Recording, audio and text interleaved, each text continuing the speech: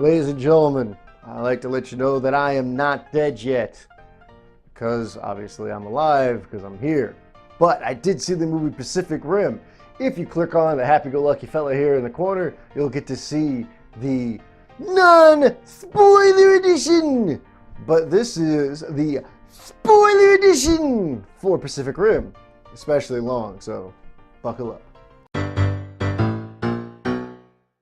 It's time for movie and TV news. Flix Fix with Harold the Film Geek. Now, if you guys know me, I actually enjoyed the trailer for Pacific Rim. I will give you this happy-go-lucky fella here. You can click on him and see my trailer review.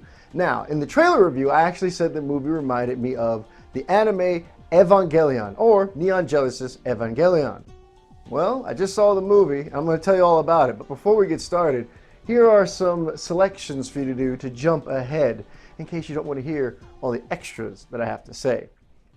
First and foremost, its ties to the anime community. When I went to the movie theater, I will admit I was about 5 minutes late. Everybody was seated and the lights were already dark. When the lights came up, everybody was wearing big robot shirts, okay? I saw Big Boy and Rusty shirts. I saw Neon Genesis Evangelion, Megas XLR. All these people were wearing these shirts, and Big O as well. And the thing was that a lot of people in the anime community came out to see how did something such as a big robot movie like this actually make it to the big screen and how it was going to do. Now, regretfully on Friday's numbers, it came in second place to the movie Grown Ups, but I think this movie should have been in first place, and here's the reason why. It did a very good job of taking a very much so anime concept, and even though, you know, in America we've done our own versions of big robot shows, the people in Japan have it locked down, and especially the Gundam series. It's nothing but big robots, and it's been around for years. Now, how does this tie into Neon Genesis Evangelion, which was the movie I originally said it was like? There's a couple things that were similar and a lot of things that were different. First thing that was very similar is that these are things from another universe. Now, in the actual Neon Genesis Evangelion, they called them angels, and they were fallen angels from heaven, as they described, and they were destroying the world. Now, this is actually a rift in the Pacific Rim where these beings from another dimension are actually coming through the rift and onto Earth. They're still aliens, so I'll give them both the same point. Now, you are piloting a mobile suit. These mobile suits are pretty much the same kind of look and feel as you saw from Neon Genesis, except for the fact that all of them are different. Now, let me explain that when you look at the very first one in the trailer, or in the very first 15 minutes of the movie, you would think all the suits are the same, but they're not. They're all different, and they all have different little things, so I like the fact they try to make it a little bit different, sort of like a Gundam thing, where I'm going to use, for example, Gundam Wing that came out back in 1995, where each suit had its own different traits. Now, there were some things that were just like Neon Genesis, such as the sword. The sword came out the guy's arm, and, you know, he stabbed people, all this stuff. I thought that was really cool. I like the aliens. The aliens all looked different in a way, similar in a way, but it was still working, and I enjoyed that about it. Now, other things that were similar to it was the fact that you had the pilots program, people had to be in sync and synchronize with one another. Things that were different was, in fact, one of the things that were the same, the synchronization. Now, in the episode of Evangelion, Neon Genesis Evangelion, there's actually a synchronicity episode where the different Eva pilots have to be in sync with one another so that they can fight the angels more productively. Well, this is kind of the same for this movie in the sense that there are two pilots in one suit. One does the left hemisphere of the brain actions, and the other one does the right hemisphere brain actions, but they have to be in sync and they move in unison. Another thing that was completely different is the suits were more so a suit that had them, you know, jacked up and they're moving around, and the suit moves when they're moving. Where in Neon Genesis, it was mostly them pushing buttons and all these other things. Now, another thing I thought was very interesting was that the father aspect from Neon Genesis Evangelion, where the father was the one that was running Ava, this actually was a whole other different person who was running it, who was one of the original pilots of the original Pacific Rim team that they had. So I think they did a very good job as far as borrowing some really good ideas from anime, but then making themselves very much so different. Other things that I thought was really good about the movie, the intro was friggin' amazing, okay? movie, in most movies, as they say, you have the first 5 minutes to get the audience attention, the first 10 minutes to make them want to stay, and the first 15 minutes to make them not regret paying to see this movie. And the way this movie worked was it started off, and remember this is a spoiler edition, so I'm going to be giving away some plot points. It started off with these two brothers, they're sitting in bed, and they're sleeping in their bunk beds, and they wake up, and they're told that one of these class 3s come out of nowhere in the Pacific Rim in Alaska, and they have to go to action. They get up, they get in the suit, and you're boom, right in the middle of the action. You're seeing them fighting this little alien thing. There's this Alaskan sea boat thing that's, getting crabs, kind of like a, dangerous catch kind of situation. And the thing is, they're told, you need to save the people of the city, don't care about the people in the boat. And they were trying to save the people in the boat as well as the city. So here it is, they're going back and forth, back and forth, back and forth. And then the little alien ouster just pulls off the guy's arm, kills the guy's brother. They save the guys in the boat. The ship just like runs aground on someplace. I don't know where it ran aground at. And then the pilot, he quits. And then all of a sudden you see the intro and it says Pacific Rim. I literally had my eyes wide open, mouth like this, like holy crap, this is how you're going to start the movie. This movie's going to be amazing. And it did not stop there. You then run into an angle where because his brother's dead, they have this synchronicity thing. So even though they're brothers, there's things that, family members don't know about each other. And in the synchronicity part, they synchronize brains and they know each other's stuff. So when his brother died, he felt every part of the death. He felt his brother's death. He felt his brother's fear, everything. And now he's left with that in his mind.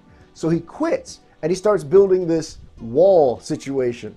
Now, here's one thing I'm going to take a little deviation from. I did not like that aspect of the movie. And here's the reason why I didn't like it. A point like this in a movie, let's say it's what I would call an anti-plot device, where it's something that's going to try to take the plot and hold it back for a little bit. It didn't do a good job in doing it. I mean, it's also a retaining wall, which is supposed to hold back the aliens. But the point is that if I'm going to tell you that this magic bullet can kill Dracula, right?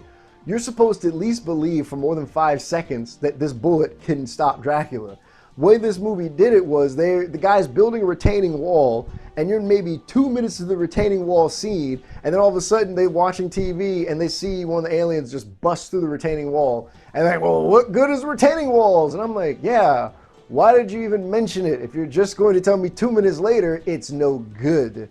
Now, I think they could have stretched it out a bit, give them a couple of days at work, have them be hopeful, things of that nature. They didn't do that, and that's one issue I have with the movie.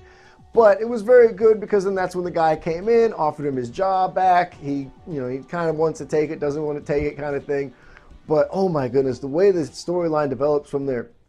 So there's an Asian character, and I'm sorry I don't remember everybody's names. Asian character, she's a female character, female lead, and she wants to pilot, but she can't because of her memories, and all these issues keep coming up because you have now this one suit that is of I think it was the Phase 3 suits, and they have 3 arms. Then another one was one of the original suits from Russia, and it's it's super duper good and everything, but they all have their own little thing, and you really don't see them fight. You just know they can fight. It's just to be believed. Now, this is where I want to throw up a warning flag to anybody who watches any movies going from here on out. If you have little to no lines, but the moviegoers are supposed to believe that you're unstoppable, chances are you're going to die. Die. You can't sit down and have these 2 Russians and these 3 Chinese guys and go, they're the strongest of the strong, but they'll never talk. And then when you finally get to see them in action, dead, dead, dead, dead, dead. And I was like, yeah, didn't see that one coming. But the fight actually did a really good job because of the fact that the Japanese girl from the original that I was talking to you about, she becomes the pilot with the guy from the beginning of the movie, and it was really great how they melded together. I loved especially the fact that they proved that the synchronizing thing is not 100% sound. And here's what I mean. When you synchronize, it's supposed to be that you lock onto each other's memories, but focus on the job at hand. But as they say, following the white rabbit, meaning that you're following a memory down a path, and now the suit is no longer being controlled by your conscious but your subconscious, and actually the Japanese girl almost killed everybody in the project, and everyone wanted her far, far, far, far away from those machines. I thought that was an amazing point because it proves that the project is not flawless. Another thing I liked about the movie was Charlie Day.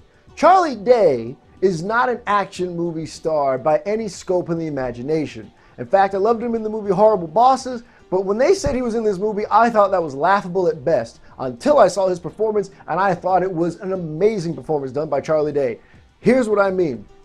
Charlie Day is playing a scientist who wants to actually do a synchronized lock with one of the actual aliens, but they're always dead. He finds a piece of the brain, and he thinks if he can synchronize that piece of the brain, he can figure out some things. There's another opposing scientist who kind of sort of, he thinks he's crazy, that Charlie Day's crazy, but he kind of has his own little theory about like how it's ramping up and that we're going to see aliens every 8 hours, then we're going to see 2 of them, then they're going to start coming by 3s, and he's basically letting them know as they ramp up, it's getting worse. It's not going to get any better. Other parts of the movies that I liked was the fact that Charlie Day's discovery that all of the ones they saw were actually mere clones of each other, and that he believes that they're only phasing upwards and not actually just sending out just the same class levels out there. I also love the class system. You had a class 3, class 4, and a class 5. You didn't get any higher than that in the movie, but you saw each one ramped up how much more damage you could do based on its class level, and I love that fact in the movie. The other thing I thought, Ron Perlman's performance, as short-lived as it was, I thought it was amazing well, and I thought it was hilarious because Ron Perlman is a great actor, and I love to see him in roles like this where he's not the main character, but the part he plays is so memorable, you almost wish that he was a main character. Now, Ron Perlman's part in this movie, he actually was one of the harvesters of the alien bodies. It's illegal, they die, he grounds them down, and he sells different body parts or whatever, but he actually does this nice little exposition where he explains like that different parts of the alien body can actually be used for different things in the world around you. Well, that's why he does it, and he makes a profit.